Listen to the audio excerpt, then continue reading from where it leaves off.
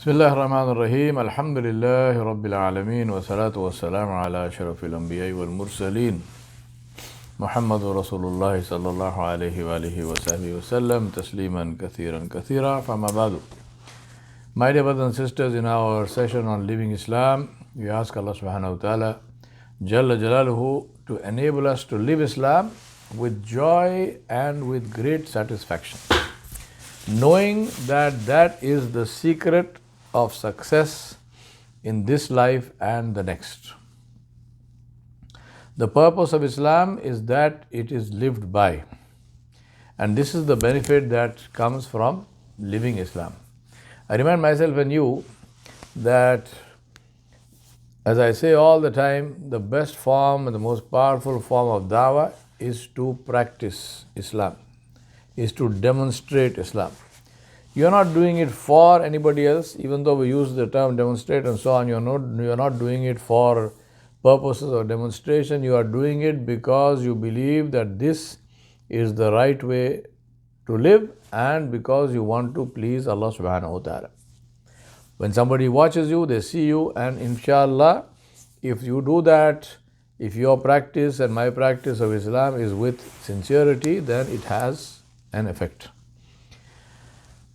I remind you and myself that one of the greatest of the Sahaba of Rasulullah sallallahu alaihi wasallam, Hanzala Usayyidi radiyallahu anhu, he was also among the scribes of Rasulullah sallallahu alaihi wasallam. He said that I met Abu Bakr Siddiq radiyallahu anhu. And he asked me, "Who are you?" And Hanzala radiallahu anhu said to him, "I have become a hypocrite. I have become a munafiq." Now, Hanzala radiallahu anhu was in his house and he was, with his family and so on. And suddenly it occurred to him that he was involved with his family, whatever was happening, maybe just having a good time and laughing and joking and so on, and none of which is prohibited. Islam promotes good nature, good company. But he suddenly thought to himself, and it suddenly realized that when I am with Rasulullah sallallahu alaihi wasallam, it is as if I am seeing the Jannah and the Nar. As if I am seeing Jannah and Jahannam. The unperceivable, the ghaib, is so clear. But when I am here now with my family and so on and so forth, it is as if this has disappeared.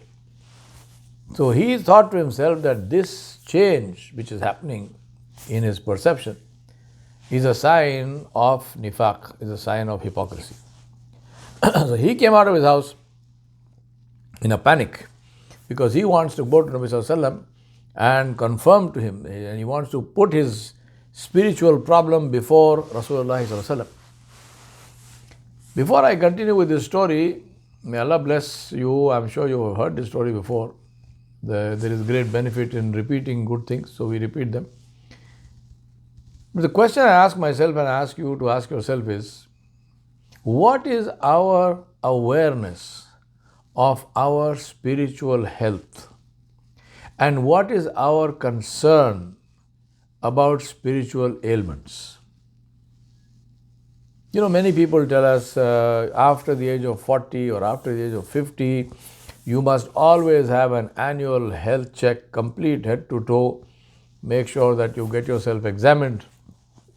No matter that you are feeling perfectly fine, no matter that you think everything is hunky-dory, but get yourself completely, thoroughly checked.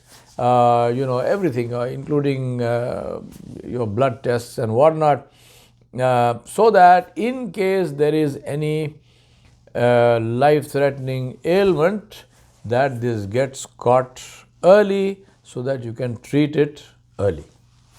Now, fact remains that this is a good thing to do. So if you want to do that, please go ahead. I'm not against it. But I'm saying to you one very simple thing to understand, which is that no matter what you catch or you don't catch, the time of your death is already predetermined and written. No matter what you catch or you don't catch, you are going to die on such and such a day at such and such a time. This is not going to change. The benefit of catching it early is catching any ailment, potential problem early, is that it can by treating it, it can potentially help your life quality to not to deteriorate and so forth. Right? If you didn't catch it early, then when it hit you, then your life quality would probably deteriorate. But if you do that, if you catch it early, you can probably slow it down or postpone it or whatnot. But the time of death is predetermined. This doesn't change. Yet we are so concerned about this life of ours, which is going to end. We know it's going to end. And one can argue this thing many ways. For example, you might say that all the time now you're going to spend in anxiety and paying hospital bills and getting this test done and that test done and so on and so forth. All of it could have been avoided. You would have lived in blissful ignorance. And then when it happened, you treat it. It was a big deal. So whether you have a so-called good quality of life later, after treatment or before treatment, how it doesn't matter. The amount of time is the same. Before treatment, at least you lived without the anxiety of it. Anyway, my point is that that's not my argument here. My argument is, please go ahead, go get yourself tested, whatnot. But I'm saying this, that with physical ailments and physical health, no matter how healthy you are, no matter how healthy I am, one day this will end. This existence will end. You will die and I will die. There is no doubt about that. There's nothing that will change that. But with spiritual ailments, the effect of the spiritual ailment does not end with death. Every cancer, every corona, everything ends with death. There is no cancer that will bother you in the barzakh, in the grave, or on the day of judgment. It finishes with this life. But what about shirk? What about kufr? What about nifaq? Right? What about shukuk and shubuhat, doubts and confusion with regard to Allah subhanahu wa ta'ala, with regard to Rasulullah sallallahu alaihi wasallam, with regard to the akhirah? These will go with us in our qabr, and these will come out and be our companions on the day of judgment. May Allah protect us from this and from such companions. And these potentially have the power to become major problems for us when we meet Allah subhanahu wa ta'ala. But what is the level of our awareness about those things, about those ailments, and what is the effort we make to cure ourselves from those ailments if we have them? So what is the process of detection? What is the diagnosis? Who is the diagnostician who will teach us or show us these ailments? Who is that? And who is the doctor to whom we can go to get them treated? Our brothers and sisters, it is very, very important for us to be concerned about our spiritual well-being. Because if we are not concerned about our spiritual well-being, then as I said, the effect of that will not end with death. The effect of that continues after we die. And believe me, we don't want to die in that situation where there is a problem with us of a spiritual nature. So Hanzala radiallahu anhu came out of his house. He got very worried, and in this panic he came out of his house, and he on the way he met Abu Bakr as-Siddiq radiallahu anhu. So Abu Bakr as-Siddiq radiallahu anhu asked him, where are you going? He looked at him, he looked at his face and so on. He said, here's this man who's The Sahaba were so, they loved each other very much, they knew each other very well, and they were concerned about each other. So when Abu Bakr Siddiq radiallahu anhu saw Hanzala radiallahu anhu looking, uh, very worried and so on, he asked him, he said, what happened to you? Why are you looking like this? What's wrong? So Hanzala radiallahu anhu said, I have become a munafiq. My fear is that I have become a munafiq. So Abu Bakr Siddiq radiallahu anhu said, Subhanallah, what are you saying? I mean, are you serious? What kind of a statement is this? Thereupon, Hanzala radiallahu anhu said, I say that when we are in the company of Rasulullah sallallahu alaihi wasallam, we think about and we reflect on the Nar and Jannah, we reflect on the Jahannam and Jannah, as if we are seeing them with our own eyes. But when we are away from Rasulullah sallallahu alaihi wasallam, we attend to our wives, our children, our business, most of these things pertaining to the Akhirah slip out of our minds. My brothers and sisters, think about this. This is a statement being made by a Sahabi of Rasulullah sallallahu alaihi wasallam, and one of the close ones, one of his closest companions, one of the scribes of Rasulullah sallallahu alaihi wasallam, who he trusted enough for him to write down what Nabi sallallahu alaihi wasallam said. Right? He is saying that this happens to me. Now think about, what about you, what about me? So he said, most of these things pertaining to the Akhirah, they slip out of our minds. Now Abu Bakr radiallahu anhu, when he heard this, he said, Subhanallah, he said, by Allah, the same thing happens to me. So I have also become a munafiq, wallahu alam. Can you imagine? Abu Bakr Siddiq radiallahu anhu. So both of them, Hanzala radiallahu anhu says, I and Abu Bakr radiallahu anhuma went to Rasulullah sallallahu alaihi wasallam and said to him, Ya Rasulullah sallallahu alaihi wasallam, Hanzala has become a munafiq. Rasulullah sallallahu alaihi wasallam said, what is the matter with you? What happened to you? Why are you saying this? And Hanzala radiallahu anhu says, I said to him, I told him the situation. He said, when we are with you, in your company, we are reminded of the fire, the hellfire, and of Jannah, as if we are seeing them with our own eyes. But when we go away from you and we are with our wives and children and business, much of these things go out of our minds.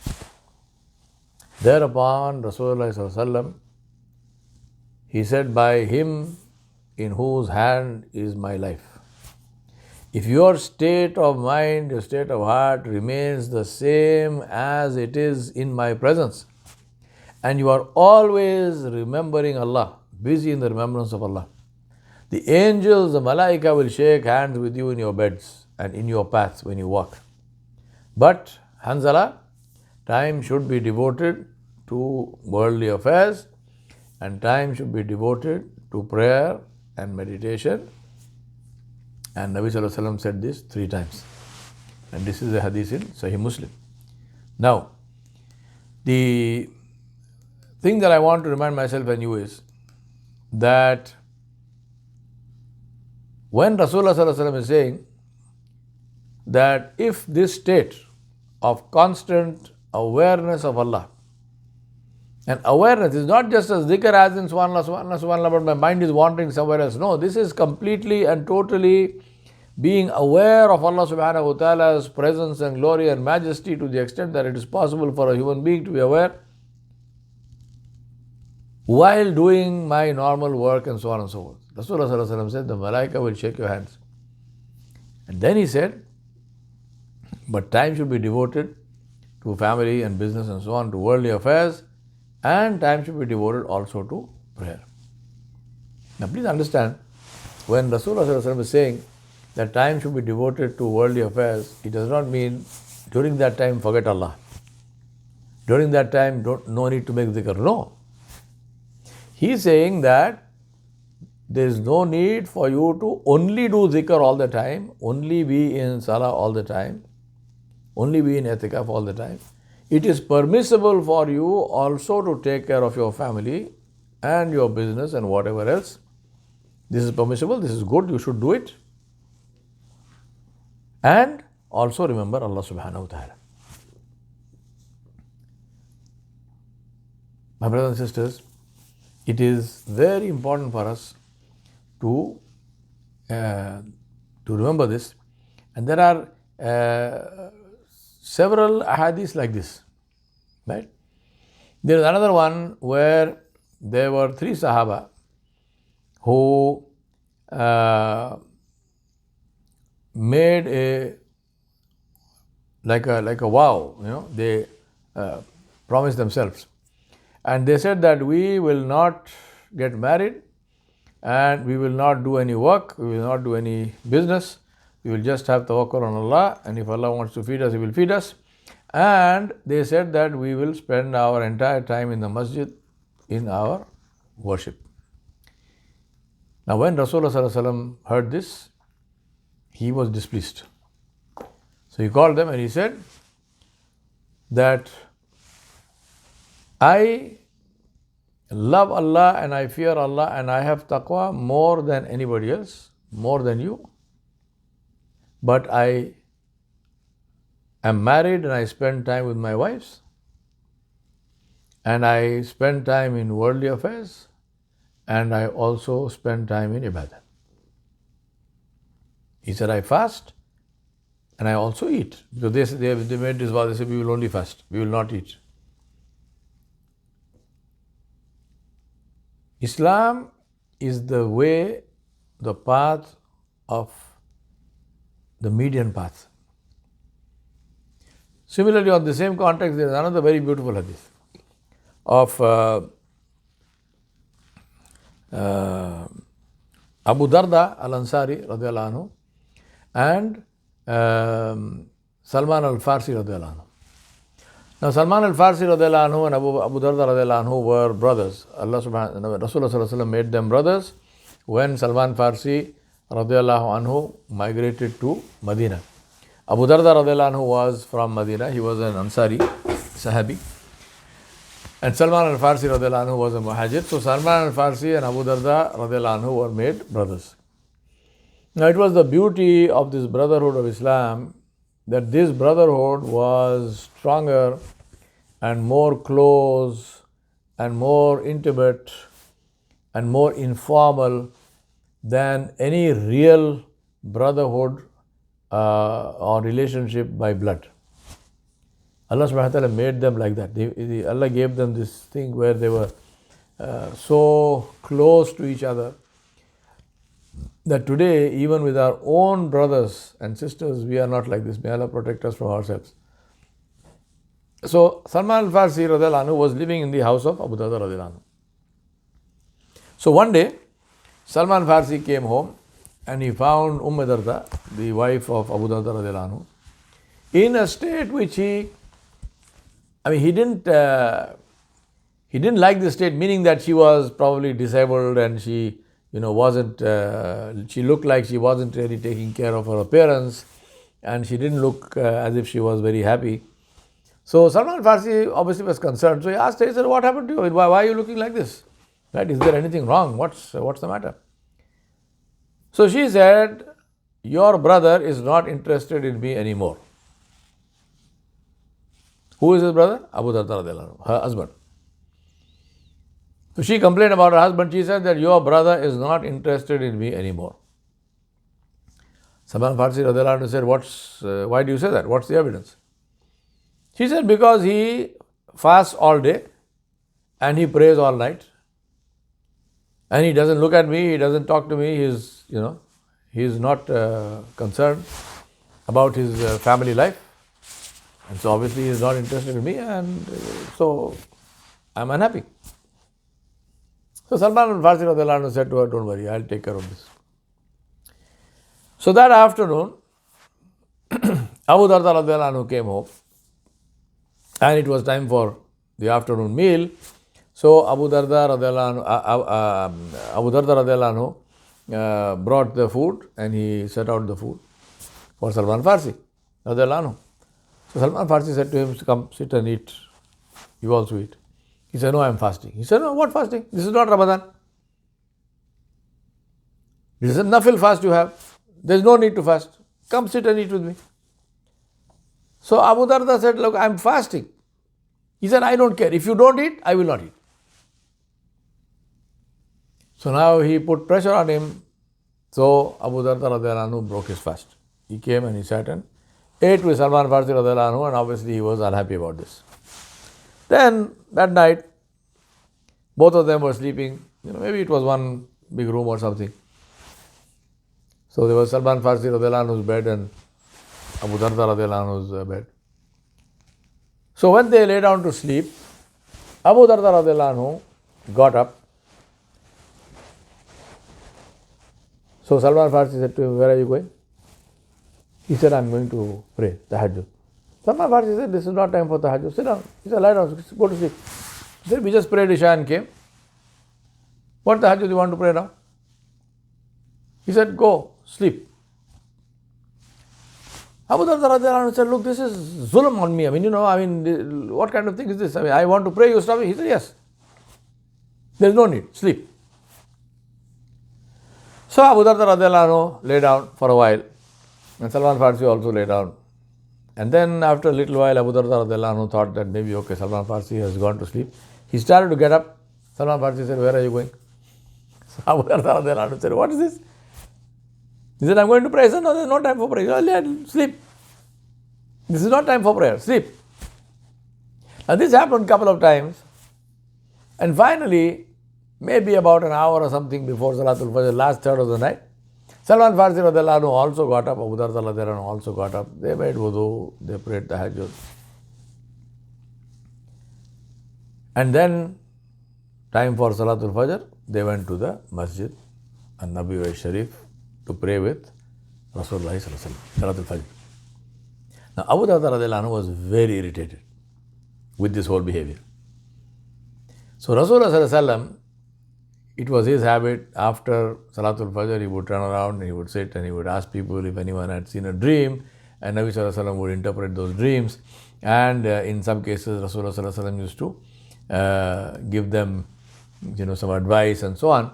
And he asked them any questions, if anyone had any questions. So that day when he turned around and he said, "Okay, has anyone anything to say?" Abu Darda radiallahu anhu said, "Ya Rasulullah, I have a complaint against my brother, Salman al-Farsi."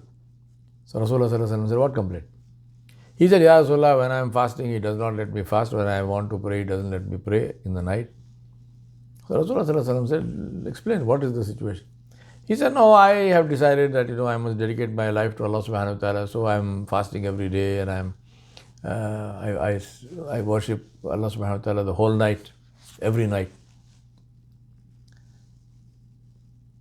And Salman Farsi does not let me do that. He forced me to break my fast, and he forced me to sleep, and he would not let me pray tahajjud from the time I wanted to pray. Only at the end I prayed." Rasulullah sallallahu alaihi wasallam, see the beauty and the hikmah of Nabi sallallahu alaihi wasallam also. He didn't immediately say, "Yes, right, no, wrong, nothing." He said, "Did he give you a reason? Did he give you a reason?" Abu Darda radiallahu anhu said, "Yes, Ya Rasulullah, he gave me a reason." And he said that Allah subhanahu wa ta'ala has his rights, your wife and your family have their rights, and your body has its own rights. So give to each their rights. So give Allah's rights to Allah, give your body's rights to your body, and give your family's rights to your family. This is what he said. Rasulullah sallallahu alaihi wasallam said, "Your brother Salman spoke the truth. Allah subhanahu wa ta'ala has his right, which is that you should worship him. Among those rights of worship is fasting, it is also salah and so on.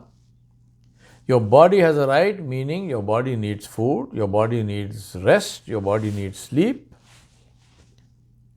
And the rights of the family is your wife has her own conjugal rights. She has rights that you should spend time with her, you should talk to her, you must have conversation with her.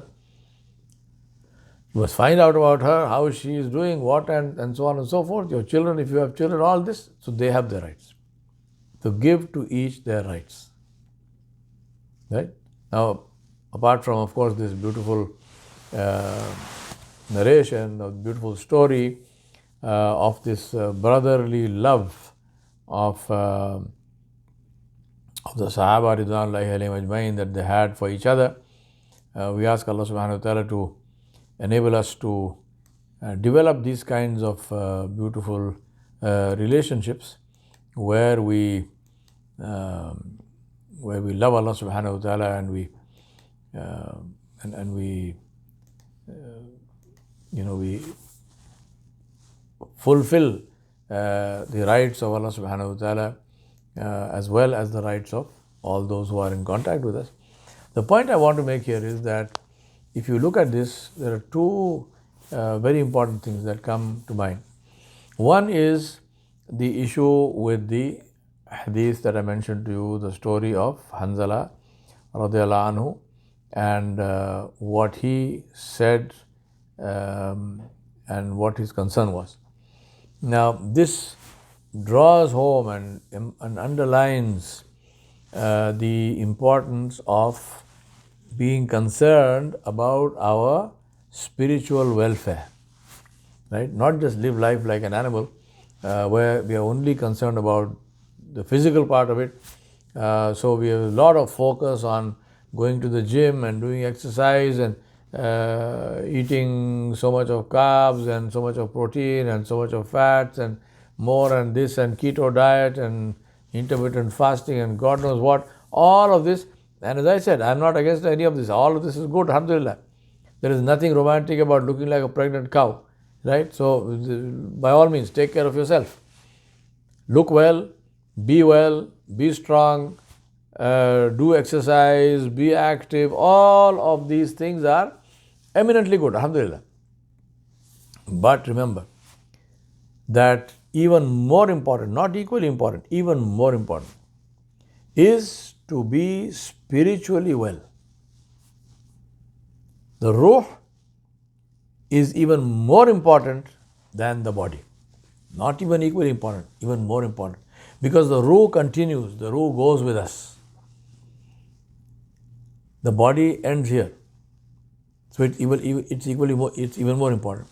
Think about this. This is the great mercy of Allah, the great rahmah of Allah subhanahu wa ta'ala, that Allah made the body visible and He made the ruh invisible. Think about what would happen if our ruh was visible. What kind of appearance would that ruh have? Just like the body of a drug addict. If you look at a body of a drug addict, you can make out by looking at the person that something is seriously wrong with this person. Somebody who's taking heroin or something, they look like a skeleton, body emaciated completely, nothing being taken care of, stinking. Or somebody with, may Allah protect us from all kinds of diseases and problems. Somebody who has dementia, somebody who has leprosy, bits and pieces missing. This would be what the body looks like. Now imagine what about the soul? What about the ruh? What is the ruh of somebody who does not do dhikr of Allah? Who does not remember Allah subhanahu wa ta'ala? What does that ruh look like? Because dhikr is the food for the ruh. The kitab of Allah, the tilawat of Quran, the dhikr of Allah subhanahu wa ta'ala, the remembrance of Allah subhanahu wa ta'ala, in whatever form it is food for the soul. Inshallah, you are listening to these lectures, both of us, you and me, our soul is eating. We ask Allah to make this a means of strength and power for us, for our souls, inshallah. Because we are remembering Allah subhanahu wa ta'ala. There is nothing else happening in these lectures. So alhamdulillah. But what about the soul? What about the ruh? Which is constantly the whole day engaged only in the dunya. Dunya, money, the whole time. Because that kind of engagement debilitates the soul. It weakens the soul. It is a sickness of the soul. Because when we are so focused in the dunya, the greatness of the dunya overpowers our hearts. And the greatness of Allah subhanahu wa ta'ala disappears from our minds. I've given this example before and I'm giving it again. It's a very good example, and that is, if I ask you today and say, name for me the one single biggest crisis that humanity is facing today as I speak to you, the one single biggest, the most lethal crisis that humanity is facing, if I ask you what is that crisis, I am sure almost everyone will say corona, and almost nobody will say global warming. Whereas the actual crisis is not corona, it is global warming. And the reason why you will say corona and not global warming is because you are listening to and talking about corona 24/7. Continuously, you are saying corona, COVID-19, this, mutants and whatnot, and new varieties of the virus. And whole time you are discussing something which, in the worst case, has a mortality rate of 1 to 1.5%, which means that 99 out of 100 people who get it will be cured and they will walk home free. Whereas if global warming catches us, we are talking about wiping out of the human race. As far as the earth is concerned, I'm sure everyone else will be very happy, because we are the most toxic creatures that the earth has ever had to bear on its back. But my point here is, the reason why something as real, as lethal, as powerful and as dangerous as global warming is not even in the back of our minds is because we don't talk about it, because we don't mention it. And that is what happens with Allah subhanahu wa ta'ala and the akhirah to us. We don't talk about that, so that is not in our consciousness. Even though we believe in Allah, and if somebody asks us a direct question and says, do you believe in Allah? We will say yes. But if, for the sake of experimentation, if you had a recording device in your pocket and this recording device was turned on the moment you woke up, and it would turn off only when you go to sleep in the night, so your waking period of whatever it was, maybe 16 hours or something like that, 14, 16 hours, if every sound in that you made during that period was recorded, and then we analyze that time-wise, believe me, all of this is child's play as far as AI is concerned. How many minutes of those 16 hours would be dedicated to remembering Allah subhanahu wa ta'ala? In that 16 hours, how many times would you hear the word Allah? Right? How many times? Try it if you like. That's what I mean.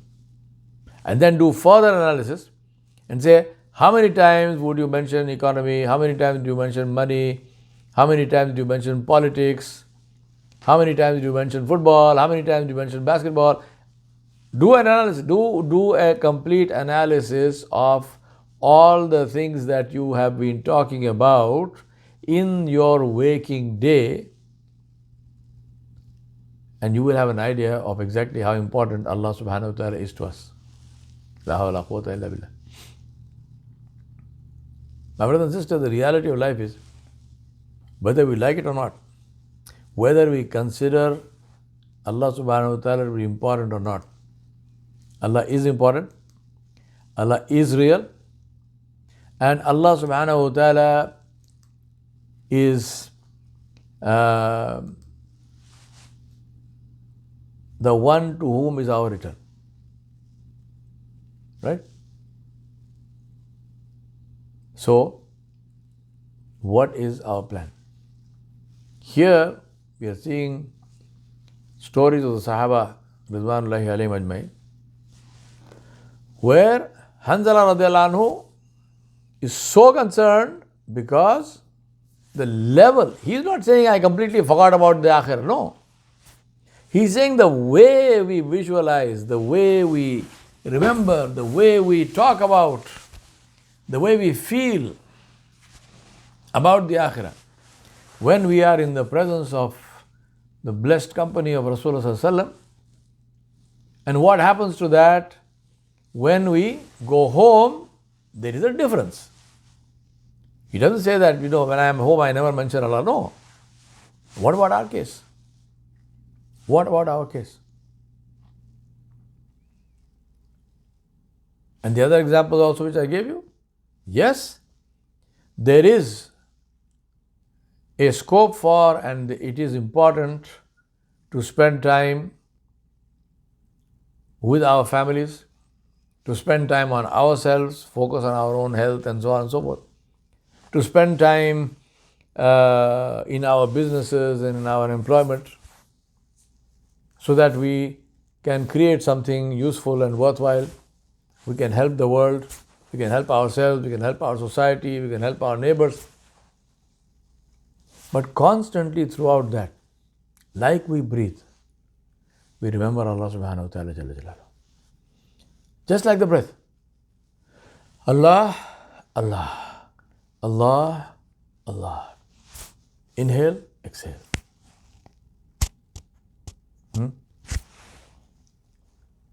Train yourself for this. You say Allah, Allah. Don't make it into a ritual. Yourself. Awareness of Allah subhanahu wa ta'ala. My brothers and sisters, the beauty of awareness of Allah subhanahu wa ta'ala is, it does two very major, has two very major benefits for us. The first one is that it is a shield, it is protection from sin. Obviously, if I am breathing Allah, Allah, in, out, if I am constantly aware of and I am constantly conscious of Allah subhanahu wa ta'ala's presence in my life, if I am constantly aware of the importance of Allah subhanahu wa ta'ala in my life, how can I commit sin? How can I commit sin? If I have any opportunity or temptation, or if I am in a situation where I might fall into sin, this awareness will save me.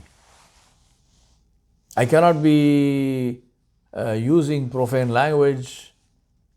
I cannot be cursing. I cannot be, doing ghibah. I cannot be backbiting or slandering somebody while I am doing the zikr of Allah.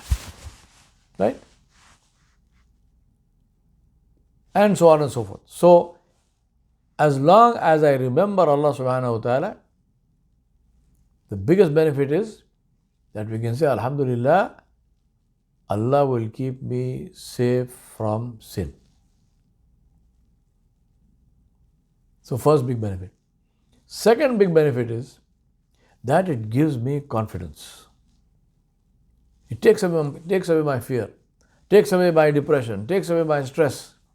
Because Allah subhanahu wa ta'ala, what did He say? فَاذْكُرُونِي أَذْكُرُكُمْ. You do my zikr, I will do your zikr. You remember me, I will remember you. So if I am remembering Allah subhanahu wa ta'ala, I know that Allah is remembering me. If Allah is remembering me, what is it in the makhluk? Who or what is it in the creatures of Allah who can possibly harm me? Nobody. Nobody can harm me because I am focused on Allah subhanahu wa ta'ala. I am remembering Allah subhanahu wa ta'ala. I am making zikr of Allah subhanahu wa ta'ala. And if I am remembering and making zikr of Allah, how can anyone or anything harm me? How can anyone or anything pose a threat to me? Right? So the zikr of Allah, being constantly aware of Allah subhanahu wa ta'ala, has these two benefits. One, it's a shield, a protection from everything which is harmful potentially. And secondly, it gives me huge confidence that my Rabb Jalla Jalaluhu is with me. My brothers and sisters, I remind you and myself to quickly recap. Number one, becoming aware of our spiritual needs. Becoming conscious of our spiritual needs. Becoming conscious of the fact that spiritually we may have ailments and that these ailments need cure. And that cure comes from being connected with people who know what to do. So get yourself a sheikh who knows what to do. Not everyone is capable of that, so just don't go, and obviously you can't go sheikh shopping. But look for people, inshallah, Allah will give you the possibility. So find a musleh, find somebody who can be a mentor to you and who can correct you. And the second thing is to be conscious of Allah subhanahu wa ta'ala 24/7 in our lives. وصلى الله على نبي الكريم وعلى آله وصحبه أجمعين برحمتك يا أرحم الراحمين. والسلام عليكم ورحمة الله وبركاته.